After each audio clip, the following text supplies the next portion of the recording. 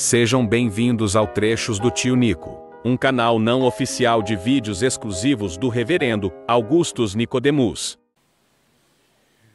Bom dia, irmãos. Eu quero saudar a todos com a paz do Senhor Jesus. Nessa manhã, eu estava vendo o batismo infantil, aí me lembrei que alguém me questionou nas redes sociais, por que o senhor batiza crianças? Eu respondi, eu não batizo criança, eu batizo filhos da aliança. Então, existe uma diferença aí, como a gente olha para essa questão. E ver isso aqui hoje alegra nosso coração, que Deus continue a abençoá-los e fazer a igreja crescer, não somente através de adultos que se convertem, mas de filhos que são educados e permanecem na fé do Senhor. Livro de Êxodo, capítulo 3, vou pedir que você deixe a sua Bíblia aberta aí, que nós iremos fazer a leitura à medida que nós procedermos com a exposição. O texto é bem conhecido, é o episódio em que Deus aparece a Moisés no Monte Sinai, através de uma sarça que ardia e não se consumia. Deixe-me dizer algumas coisas antes de nós entrarmos no texto, para que fique bem contextualizado. Antes disso, ainda nós vamos orar, pedindo a bênção de Deus sobre a leitura e exposição da sua palavra nessa manhã. Pai querido, te damos graças por tudo que já vimos acontecer nessa manhã, pelo crescimento do corpo de Cristo, pelo crescimento da tua igreja, e nós pedimos, Pai, que o Senhor nos abençoe agora no abrir da tua palavra e na exposição da mesma, para que nós possamos entender o seu significado e aplicar a nossa vida. Em nome de Jesus. Amém. Amém. Queridos, o livro de Êxodo começa com o nascimento de Moisés, num período de grande opressão dos filhos de Abraão. Eles estavam no Egito já faziam 400 anos e nos últimos anos eles haviam sido escravizados severamente pelo faraó, que não tinha conhecido a José. E não somente isso, o faraó tinha receio de que os hebreus se multiplicassem e se tornassem aliados dos inimigos do Egito, caso houvesse uma guerra. Então, decidido a fazer com que os hebreus parassem de crescer, faraó os escravizou, dando duros trabalhos a serem feitos sem a menor condição, e também decretou que todo menino que nascesse fosse morto, e disse às parteiras que executassem esse projeto. É nessas circunstâncias que Moisés nasce, mas sua mãe, em vez de entregá-lo às parteiras para que fosse morto, o escondeu durante 3 meses. E finalmente, depois de não poder mais esconder a criança, 3 meses, razões óbvias, então resolve colocar Moisés, cujo nome, segundo a tradição judaica, era Joaquim. Moisés é o nome que a filha de Faraó deu a ele, que significa tirado do rio. Mas antes disso ele tinha um nome hebraico e, segundo a tradição, era Joaquim. Então, a sua mãe pega o pequeno Joaquim, coloca num cesto e, talvez sabendo que a filha de Faraó cumpria os rituais egípcios de se banhar regularmente no rio Nilo, que era considerado sagrado, coloca a cestinha ali num local em que seria visto. E realmente isso acontece. A filha de Faraó, ao banhar-se nas águas do rio Nilo, percebe o cesto, manda que as suas empregadas o procurem, descobre Moisés, o chama de Moisés, o adota como filho, manda que seja amamentado pela própria mãe e depois o leva para o palácio, onde Moisés foi treinado em toda a sabedoria, toda a ciência, costumes, religiões e língua dos egípcios. Aos 40 anos, Moisés entende que chegou o momento dele se revelar aos hebreus como sendo aquele salvador que Deus haveria de mandar para tirá-los de lá, levá-los à terra prometida e cumprir todas as promessas que Deus tinha feito aos seus ancestrais. Moisés, então, visita a terra de Gósen, que era a terra especial onde os judeus moravam, no delta do rio Nilo, era uma terra separada, A razão para isso é que os hebreus eram pastores e os egípcios, por alguma razão que nós não sabemos, abominavam esse tipo de profissão e consideravam, embora considerassem os animais, praticamente todos eles, o boi, a ovelha, o pássaro, o íbis, o crocodilo, como sendo sagrados. Mas os hebreus moravam numa região específica chamada de Gósen. E então Moisés vai lá e, para mostrar que ele é o salvador dos hebreus, ele mata um egípcio que estava oprimindo um hebreu. E ele com isso cuidava que os seus irmãos entendiam que ele deveria ser aquele que Deus estava mandando para salvá-lo, para tirá-los de lá da escravidão. Mas isso não acontece. Na verdade, os hebreus perguntam: quem te colocou como juiz sobre nós? E a notícia de que Moisés tinha matado um egípcio chega no palácio. E Moisés, agora com medo de ser morto pelo faraó, foge do Egito. Foge do Egito, vai embora. Ele tinha 40 anos. E nas suas andanças ele vai parar na terra de Midian. Midian fica do lado da península do Sinai. Os midianitas eram aparentados com os semitas. Moisés era semita, da descendência de Abraão. Vocês lembram, os midianitas eram filhos de Abraão com a sua segunda mulher, Quetura. Depois que Sara morreu, Abraão casou com Quetura e nasceu Midian entre os filhos que eles tiveram, de onde vieram os midianitas. Então eles eram aparentados e com certeza conheciam muito da tradição e das histórias e da religião que Deus havia revelado aos semitas. Lá na região de Midian, Moisés encontra um homem chamado Jetro, que também tem o nome de Reuel, que era sacerdote do Deus verdadeiro.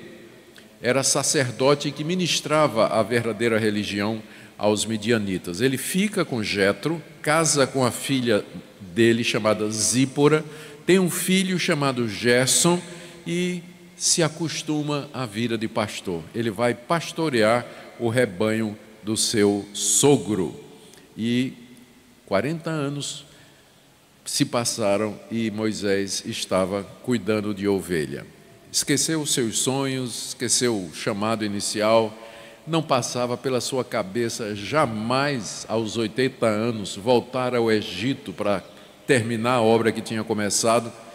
Mas tudo isso ia mudar naquele dia em que ele, levando o rebanho do seu sogro para as bandas de Horebe, que é uma região montanhosa, ele viu Deus na sarça e a vida dele mudou completamente. É isso que nós queremos ver com vocês nessa manhã, essa manifestação de Deus a Moisés na sarça ardente e a comissão que ele recebeu de libertar o seu povo aos 80 anos de idade. Vamos então ver primeiro essa aparição de Deus na sarça, capítulo 3, de 1 a 6. Pode acompanhar na sua Bíblia. Apacentava Moisés o rebanho de Jetro, seu sogro, sacerdote de Midian. E levando o rebanho para o lado ocidental do deserto, se você olhar no mapa, vai ser para o lado esquerdo, para a península do Sinai, chegou ao monte de Deus, a Horebe. Apareceu-lhe o anjo do Senhor numa chama de fogo, no meio de uma sarça. Moisés olhou e eis que a sarça ardia no fogo e a sarça não se consumia. Então disse consigo mesmo: irei para lá e verei essa grande maravilha, porque a sarça não se queima. Vendo o Senhor que ele se voltava para ver, Deus do meio da sarça o chamou e disse: Moisés, Moisés. Ele respondeu: eis-me aqui. Deus continuou: não te chegues para cá, tira as sandálias dos pés, porque o lugar em que estás é terra santa. E disse mais: eu sou o Deus de teu pai, o Deus de Abraão, o Deus de Isaque e o Deus de Jacó. Moisés escondeu o rosto, porque temeu olhar para Deus. Como nós já dissemos, o sogro de Moisés, Reuel, também conhecido como Jetro, ele era sacerdote em Midian, tinha rebanhos e Moisés cuidava deles. E nesse dia particular, apacentando o rebanho, Moisés vai na direção do Mar Vermelho e ele caminha cerca de 2 dias nessa direção, que que é a distância entre Midian e a região de Horebe. E ali no Monte Sinai, ele fez essa viagem, na certa, procurando pasto para o rebanho que ele era responsável. E ali ele vê alguma coisa que ele não viu durante os 40 anos em que cuidou de ovelhas naquela região deserta. Ele viu um arbusto, um espinheiro que estava pegando fogo, mas não se consumia, não virava cinzas, continuava lá enquanto o fogo ardia. E Moisés ficou curioso com aquilo, como você e eu certamente ficaríamos. E ele então diz aí no verso 3, irei para lá e verei essa grande maravilha. Por que é que a sarça não se queima? Era uma manifestação de Deus, a gente chama de teofania. Quando Deus assume alguma forma física para estabelecer contato com os seres humanos e transmitir seu querer e a sua vontade. Diz o texto que quem estava ali, no verso 2, era o anjo do Senhor, que no Antigo Testamento é geralmente associado com o próprio Deus. O anjo do Senhor, às vezes, é tratado como Deus, referido como Deus, e faz coisas que só Deus faz. Por isso, alguns acham que se tratava de Deus Filho, e que aqui, na verdade, seria uma cristofania. Cristo se pré-manifestando a Moisés na figura do anjo do Senhor que estava no meio da sarça que pegava fogo. À medida que Moisés se aproxima, Deus então o chama pelo nome. Quando Deus viu que Moisés chegava, então chamou pelo nome 2 vezes. Moisés, Moisés, como que para chamar a atenção de Moisés e mostrar a seriedade do que iria ser dito. Moisés, atônito, com certeza, surpreso, mas disposto, disse, eis-me aqui. O que é que você diria, não é, se você visse isso acontecer, a figura de um anjo queimando dentro de um espinheiro e ele chamando o teu nome? Tu ia dizer o quê? Provavelmente ia correr, não é? Mas Moisés, ele diz, eis-me aqui, estou aqui. Queridos, essa era provavelmente a primeira vez que Deus havia se manifestado a Moisés. Era a primeira vez que que Moisés tinha tido um verdadeiro encontro com Deus aos 80 anos. Quando ele tinha 40, ele pensou que seria o libertador de Israel. Mas aquilo era plano dele, aquilo não era algo determinado por Deus. Portanto, não deu certo e ele teve que fugir do Egito para não ser morto. Mas agora, aos 80 anos, Deus lhe aparece. Talvez pela primeira vez na vida de Moisés, ele tem esse contato com Deus. E Deus então dá uma ordem para ele, para mostrar com quem ele estava lidando. Primeiro manda Moisés ficar descalço para não contaminar a terra. Não é que a terra ali, o alto do Monte Sinai, era mais santa do que qualquer outro lugar. Não existe lugar santo. Era a presença de Deus que santificava aquele lugar. Esse templo aqui, esse lugar aqui, ele não é santo. Ele se torna santificado quando o povo de Deus se reúne aqui. Pessoas há que pensam que Deus aparece e responde oração no morro, oração em Jerusalém, oração no monte do Rio Jordão, que esses lugares são lugares onde Deus se manifesta e se torna mais propício. É um engano, isso é paganismo, isso é misticismo, isso é de outras religiões que lidam com deuses da terra, deuses do céu e por aí vai. O nosso Deus é criador dos céus e da terra, Ele aparece aonde quer. E o fato de que Ele se manifestou a Moisés ali, não quer dizer que aquele lugar era um lugar mais santo do que outros, mas a presença de Deus ali exigia que Moisés se apresentasse diante de Deus desnudo, completamente aberto diante daquele que sabe todas as coisas. Daí a ideia de tirar os sapatos, as sandálias dos pés, porque ele estava pisando em terreno santo e ele não deveria profanar aquele lugar que era o local escolhido para a revelação de Deus. Tanto é que esse lugar, ele ficou chamado como o Monte de Deus. Na época, como está aqui no final do verso 1, na época não era esse o nome, mas temos que lembrar que Moisés está escrevendo isso aos 120 anos de idade. Portanto, fazia 80 anos que esse episódio havia acontecido. E ao narrar essa história, contar essa história, o Monte Horebe, posteriormente o Monte Sinai, ele se torna o monte de Deus, para dizer que foi ali que Deus apareceu a Moisés e mais tarde deu a lei dele ao seu povo. A segunda coisa que Deus faz para dizer a Moisés quem ele é que ele se apresenta como sendo o Deus de teu pai, que na verdade quer dizer o Deus dos teus pais, Abraão, Isaque e Jacó. Eu sou o Deus de teu pai, o Deus de Abraão, o Deus de Isaque e o Deus de Jacó. Com isso Deus quer dizer, eu sou o Deus da aliança, eu sou o Deus que prometi a Abraão, Isaque e Jacó que tiraria vocês dessa terra, que levaria vocês para a terra prometida e que faria de vocês uma bênção para todas as nações e que de vocês viria aquele em quem seriam benditas todas as nações da terra. Eu não esqueci das minhas promessas, embora faziam 400 anos que Deus pela primeira vez tinha aparecido a Abraão. E você reclamando porque faz 4 dias que você orou e Deus não fez nada, não é?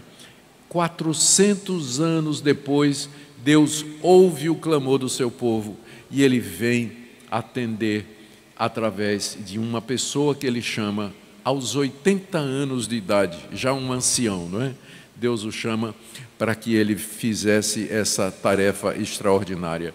Eu sou o Deus da aliança, Moisés.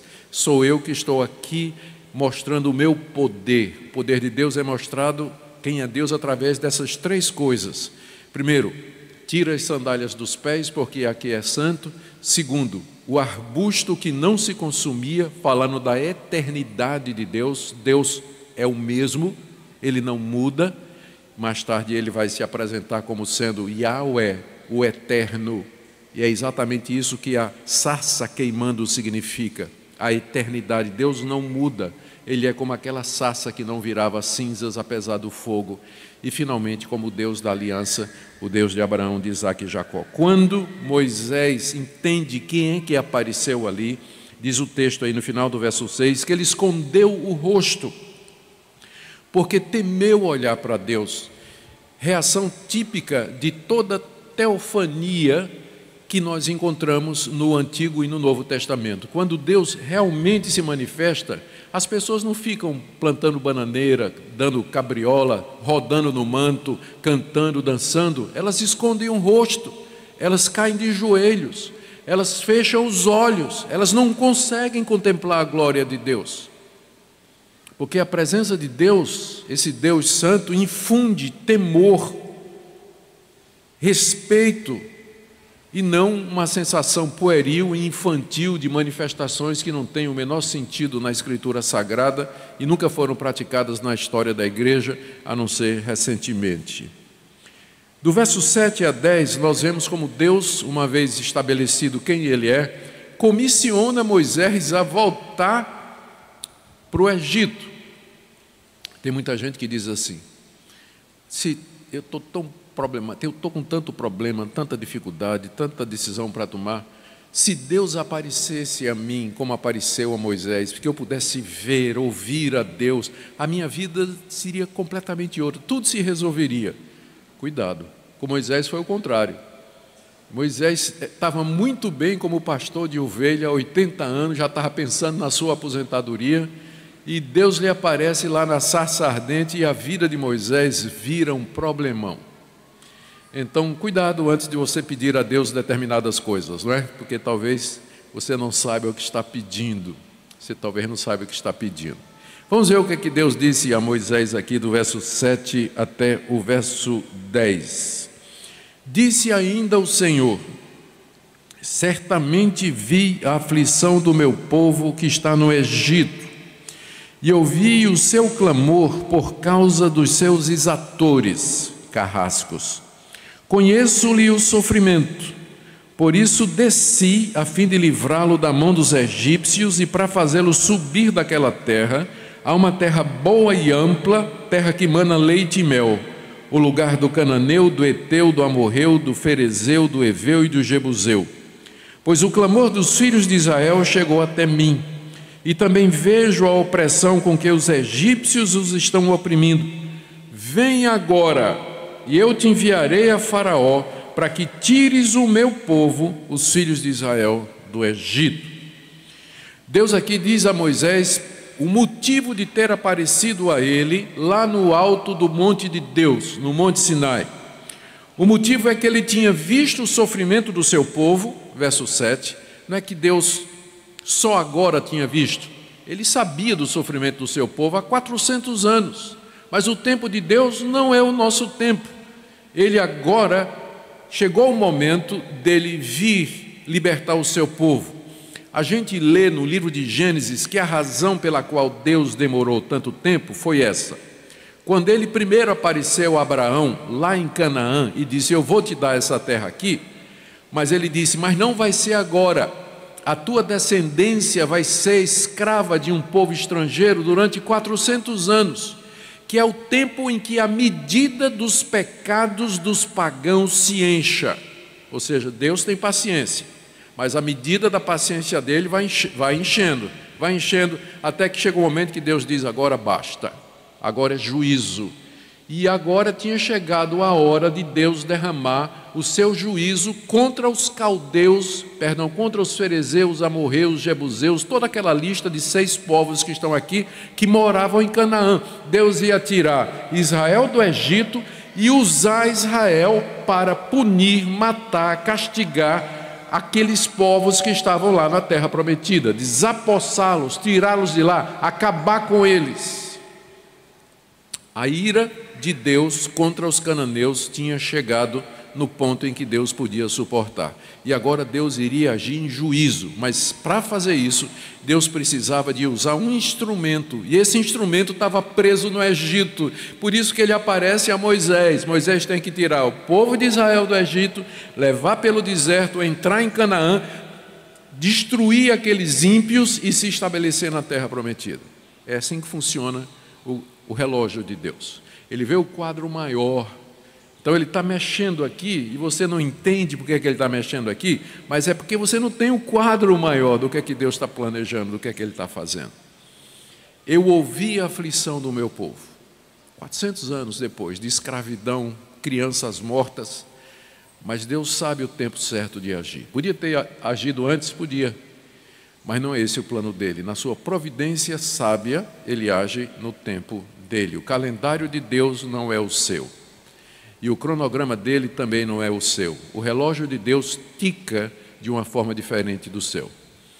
Por isso nós temos que aprender a esperar. A Bíblia manda a gente esperar no Senhor, aguardar o tempo de Deus. Moisés se precipitou.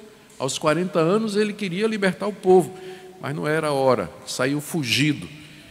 Aos 80 anos de idade é que Deus aparece para ele e diz: eu ouvi a aflição do meu povo.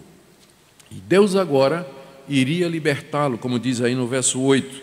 Ele tinha descido, mais uma vez aquele tipo de linguagem em que Deus fala em termos espaciais, porque nós somos criados no tempo e no espaço. Então Deus está nos céus, ele viu o sofrimento do seu povo e ele desceu.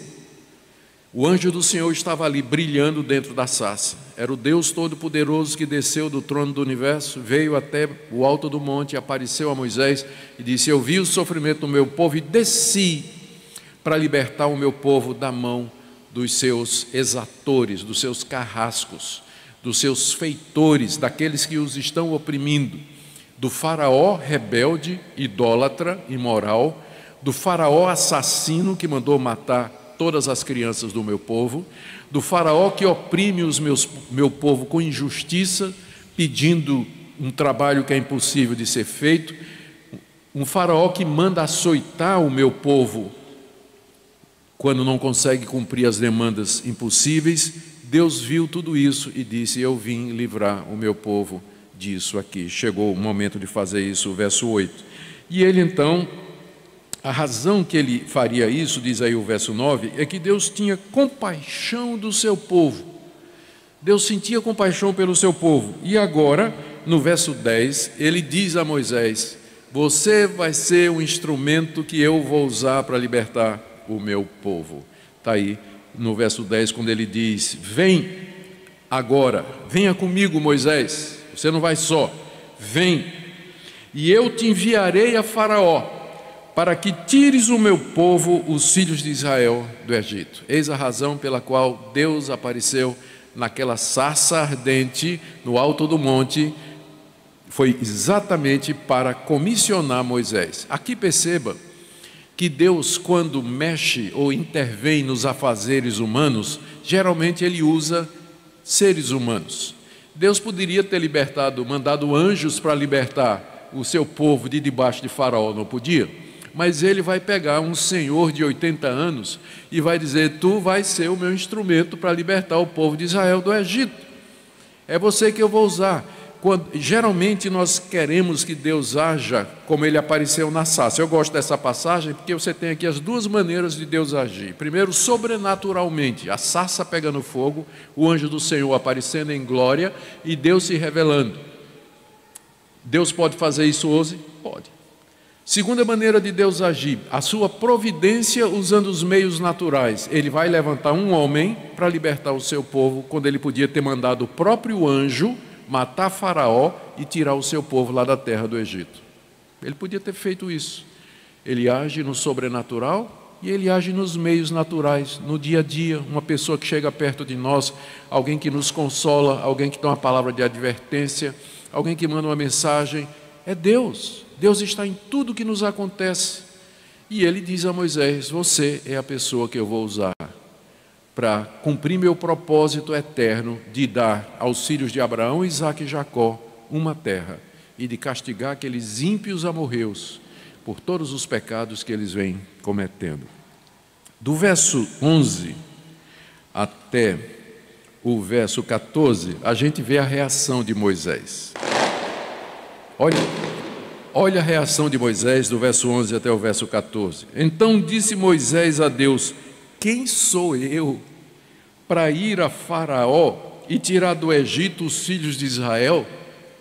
Quem sou eu para fazer isso? Deus lhe respondeu: eu serei contigo, e este será o sinal de que eu te enviei. Depois de haveres tirado o povo do Egito, servireis a Deus nesse monte.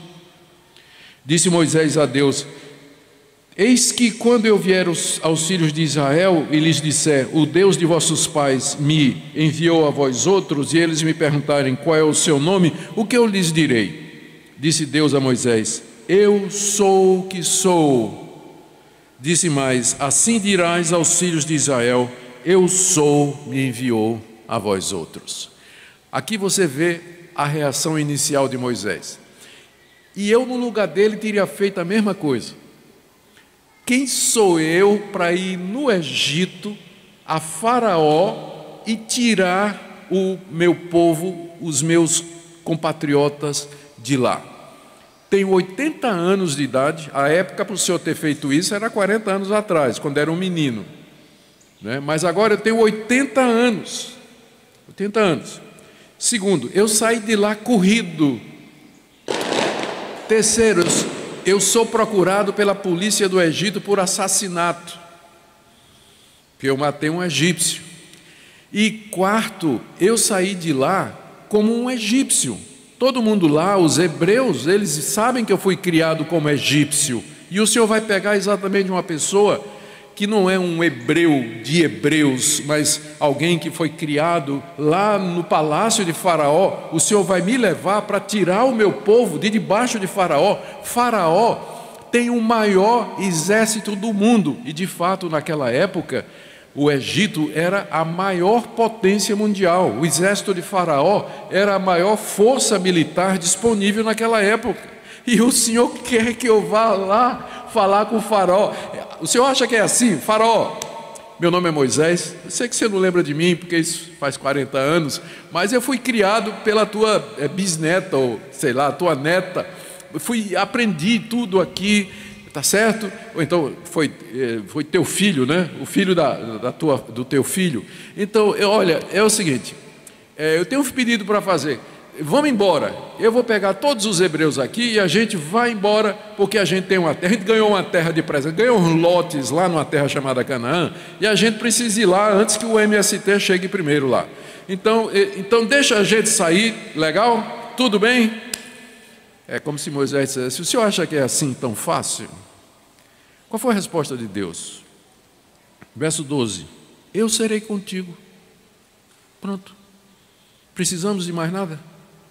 Eu, o Todo-Poderoso, o Deus de Abraão, Isaque e Jacó, o Deus da sarça, o Deus que santifica, eu serei contigo. É só isso que Moisés precisava. A presença de Deus, não precisava de mais nada. Mas o coração de Moisés teimava.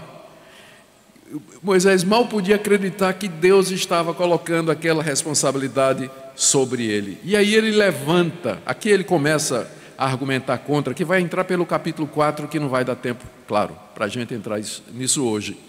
Mas Moisés apresenta 4 desculpas a Deus. A primeira delas é essa daqui, quando ele diz: tá, suponha, Senhor, que eu vá para o Egito, que eu vou na terra de Gósen, que eu chamo lá os líderes das 12 tribos e digo: olha, o Deus dos nossos pais me apareceu e ele mandou que eu viesse a libertar vocês. A primeira pergunta que eles vão fazer, porque eles vão olhar para mim e dizer: mas você não é egípcio? Você não foi criado aqui no egípcio? Você conhece o nosso Deus? Diga aí qual é o nome do nosso Deus.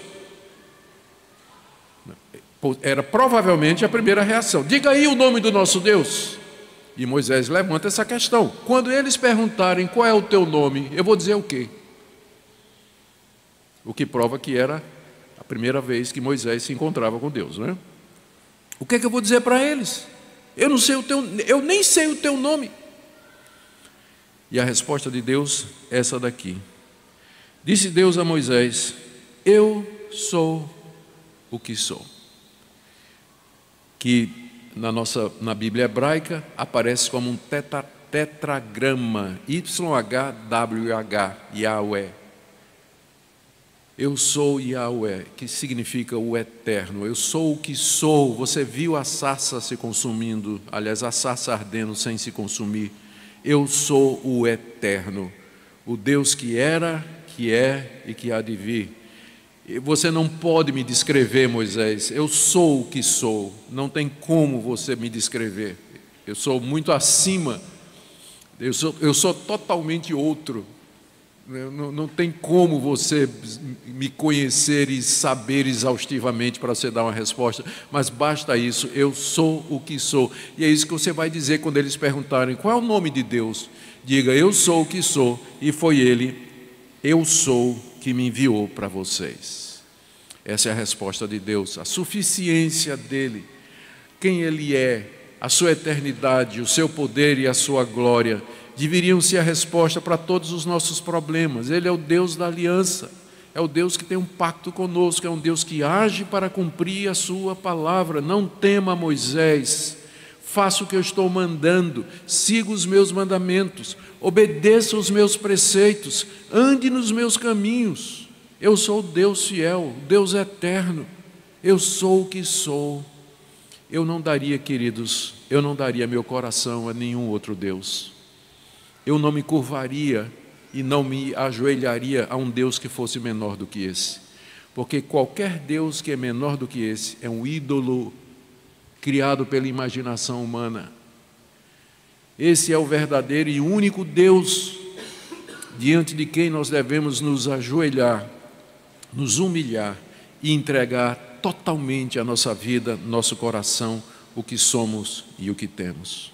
Nenhum outro Deus, somente esse Deus. Eu sou o que sou, é isso que você vai dizer lá. Mas Deus ainda na sua misericórdia, procura persuadir o ancião titubeante. Lemos aí do verso 15 até o verso 18. Disse Deus mais a Moisés: assim dirás aos filhos de Israel: o Senhor, eu sou Yahweh, o Deus de vossos pais, o Deus de Abraão, o Deus de Isaque e o Deus de Jacó, me enviou a vós outros. Esse é o meu nome eternamente, e assim serei lembrado de geração em geração. Vá, ajunte os anciãos de Israel, os líderes das 12 tribos, e diga-lhes: o Senhor, Yahweh, o Deus de nossos pais, Deus de Abraão, Deus de Isaque, Deus de Jacó, me apareceu, dizendo: em verdade vos tenho visitado e visto o que vos tem sido feito no Egito. Portanto, disse eu, far-vos-ei subir da aflição do Egito para a terra do Cananeu, do Eteu, do Amorreu, do Ferezeu, do Eveu, do Jebuseu, para uma terra que mana leite e mel. Aí Deus continua a dizer a Moisés: e os anciãos de Israel ouvirão a tua voz, e tu irás com os anciãos de Israel ao rei do Egito, e lhe dirás: o Senhor, o Deus dos hebreus, nos encontrou. Agora, pois, deixa-nos ir caminho de 3 dias para o deserto, a fim de que sacrifiquemos ao Senhor nosso Deus. Durante todo o tempo em que passaram no Egito, os hebreus tinham se organizado como tribos lideradas pelos anciãos. Era com eles que Deus quer que Moisés primeiro vá falar. Vai primeiro falar com o meu povo, reúne os anciãos das 12 tribos. E Deus em seguida diz o que é que Moisés deveria dizer para eles. Ele deveria dizer que o Deus dos hebreus os encontrou, que Deus havia aparecido a ele, a Moisés, que Deus o havia encarregado, Moisés, de tirá-los de lá e levá-los para a terra dos amorreus, ferezeus, perezeus, só não fariseus e saduceus, mas tudo quanto termina com eus, né, que morava na terra. Deus diz: você vai lá. Moisés dizendo: Deus me apareceu e disse que levasse vocês lá na terra prometida. É nessa condição que eu estou aqui. É isso que Deus disse para Moisés: vá lá, procure os anciãos do teu povo e transmita essa mensagem: eu encontrei vocês. E eu quero que vocês venham me adorar, mas não aqui no Egito. Quero que vocês venham me adorar nesse monte, 3 dias de viagem, lá do norte do Egito, de Gósen, até o Sinai, região do Sinai, 3 dias de viagem. Vocês virão, eu quero que vocês venham me adorar aqui, nesse lugar, 3 dias caminhando pelo deserto até lá. É isso que Deus disse. Então, era isso que Moisés devia dizer aos hebreus. Parece fácil, né? Reunia lá as 12 tribos, os líderes, e dissesse: tem uma mensagem para vocês do nosso Deus, o Deus de Abraão, Isaque e Jacó. Os líderes iam ficar de orelha antenada, né? Porque Moisés era egípcio, né? Na opinião deles, né? E Moisés dizia: olha, Deus apareceu, Deus me apareceu, e Ele me deu uma ordem. Ele disse que tirasse vocês daqui e levasse para a terra que Ele prometeu. Vamos?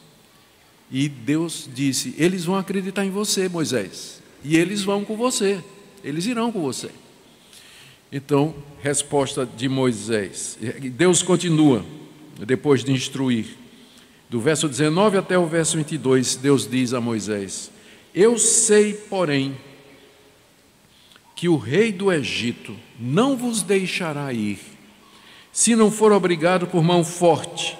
Portanto, estenderei a mão e ferirei o Egito com todos os meus prodígios que farei no meio deles. Depois vos deixará ir. Eu darei mercê a esse povo aos olhos dos egípcios, e quando sairdes, não será de mão vazia. Cada mulher pedirá à sua vizinha e à sua hóspeda joias de prata, joias de ouro e vestimentas, as quais porei sobre vossos filhos e vossas filhas, e despojareis os egípcios.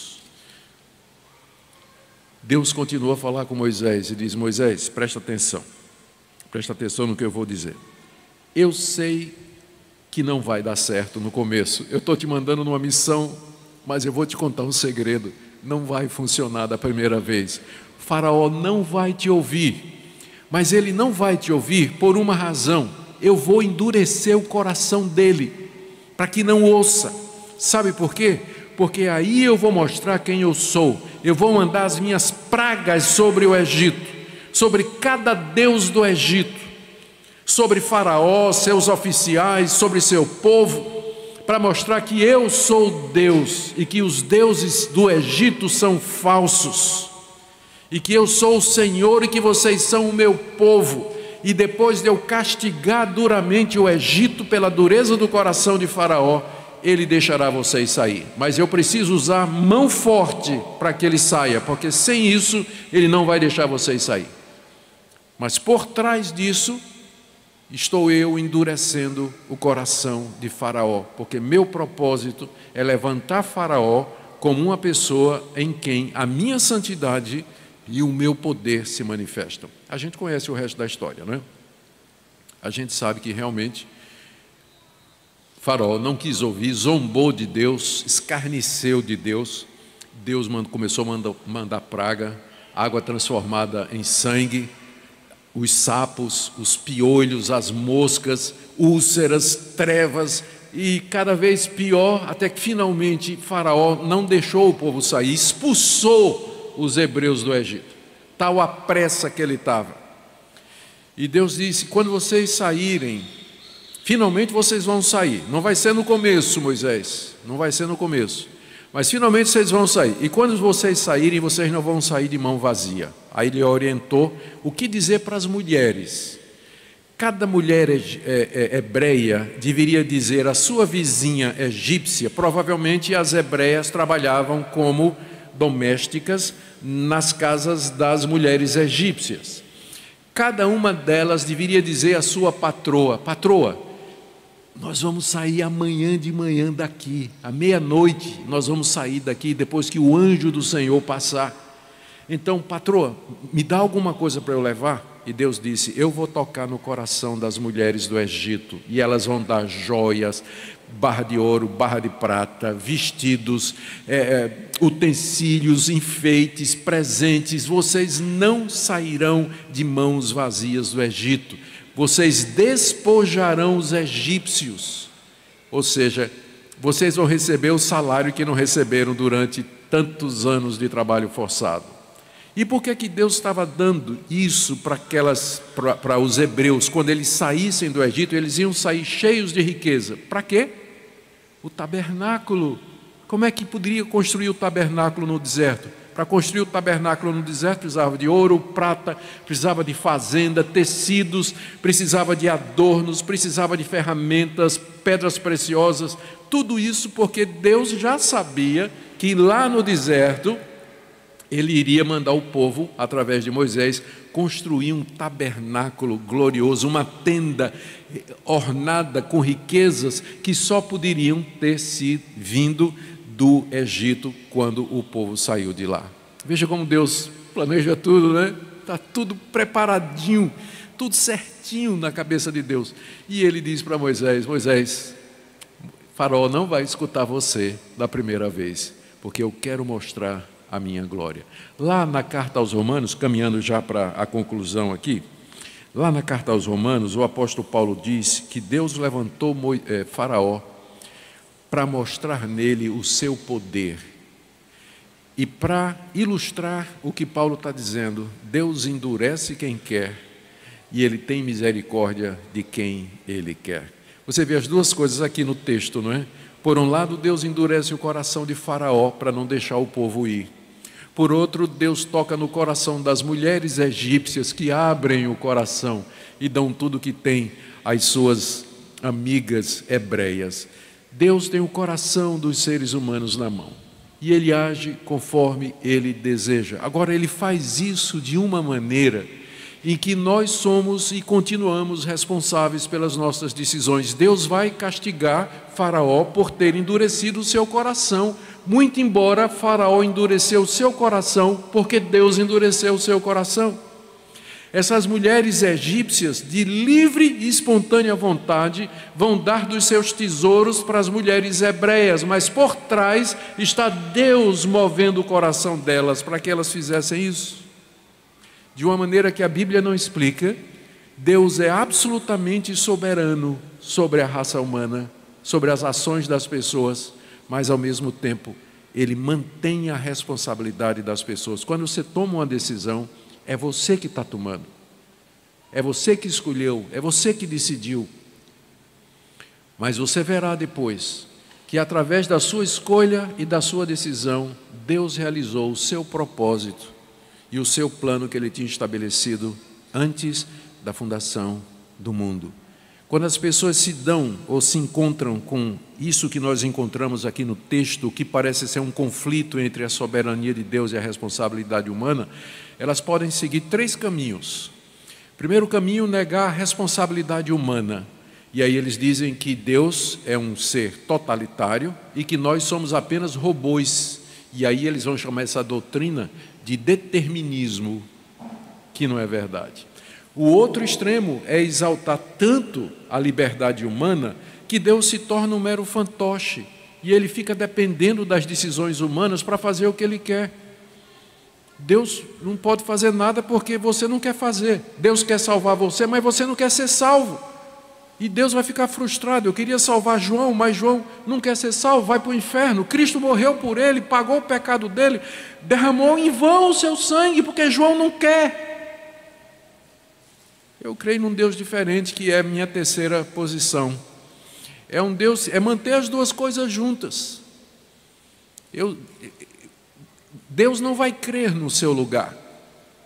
Deus não vai crer no seu lugar. É você que tem que crer. Só que depois de você crer, você vai olhar para trás e vai dizer: Deus, se o Senhor não tivesse me dado fé, eu não teria crido.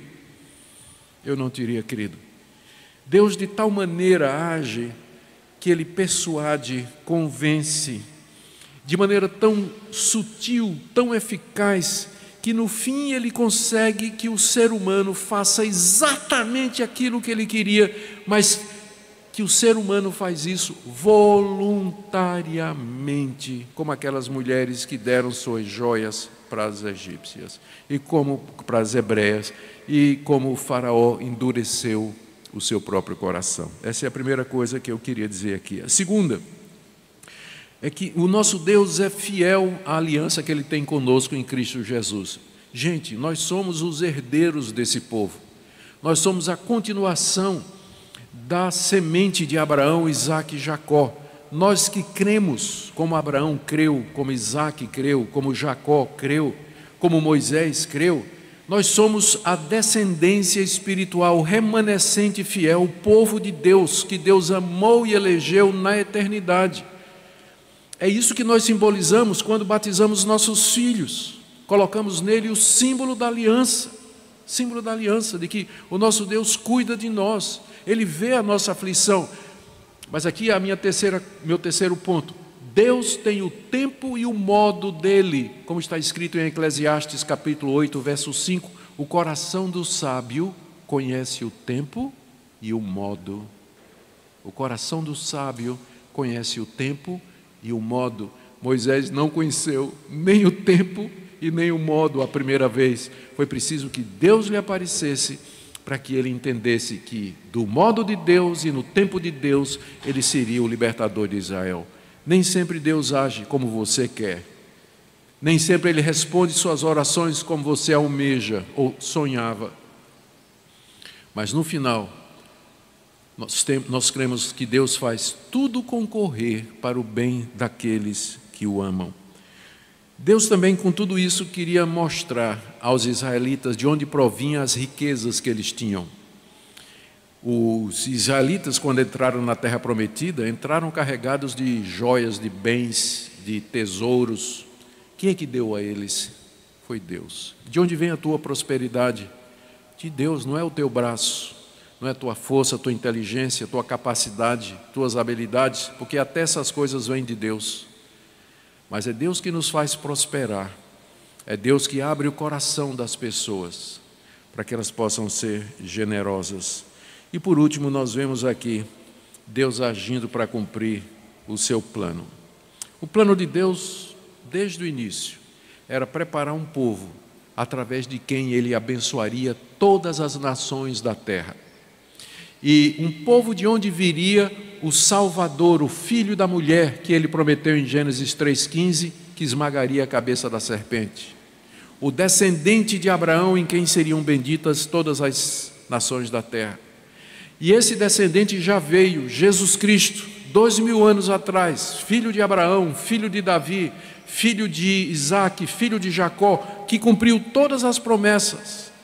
Ele já veio, e Ele é o Salvador prometido, e nós somos seu povo que nele crê. Quando você lê Êxodo capítulo 3, você deve ter em mente esse quadro maior. Tudo isso aqui é Deus realizando o seu plano de trazer Jesus a um mundo que Ele prepararia na plenitude dos tempos para esse evento. Você crê nisso? Crê nesse Deus? Reconhece esse Deus como o único Deus verdadeiro? Que Ele age na história guia a história para o teu bem, que Ele já consumou seu plano, enviando seu Filho Jesus, em quem você crê como o Filho de Deus, o Salvador do mundo. Esse é o propósito da Bíblia. Esse é o propósito de passagens como essas aqui, nos apontar para Jesus como sendo aquele em quem todas as promessas de Deus se cumprem. Amém? Vamos ficar em pé e vamos orar?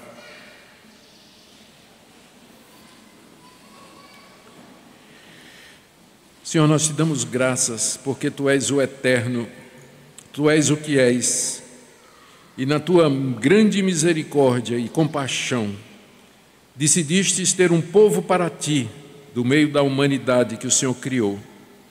Te damos graças pelo Filho de Abraão, Jesus, em quem todas as promessas foram cumpridas. E agora nós aguardamos o retorno dEle para reinar sobre nós, no novo céu e na nova terra, onde habita a justiça. Abençoa esse povo querido, de que possa amar o Senhor mais e mais, maravilhar-se com o Teu ser, Tua sabedoria, fidelidade e poder, para que Teu nome seja engrandecido também aqui. Te damos graças pelos 45 anos dessa igreja, em que Teu nome tem sido ensinado e pregado, e dá muito mais tempo ainda de fidelidade a Ti. Em nome de Jesus. Amém. Deus abençoe. Pode ser. Continuemos de pé. Temos... Perdão, irmãos. Temos agora a oportunidade de entregar ao Senhor